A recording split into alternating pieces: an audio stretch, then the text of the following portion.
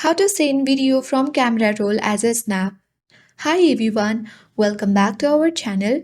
This is Rose and without further ado, let's get started.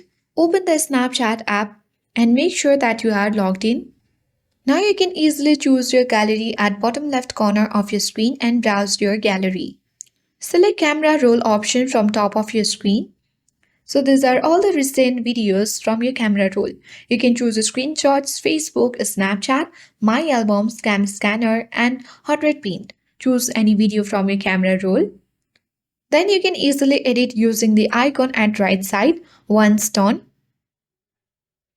select the send to button at bottom right corner of your screen and choose whether you want to send it to friends, group, or your story. Then select the send icon at bottom right corner of your screen. So in this way, you can easily send camera roll videos as snaps on Snapchat. I hope this guide was helpful. If it was, then do like, share, comment, and don't forget to subscribe. Thank you for watching, and I'll see you in the next video.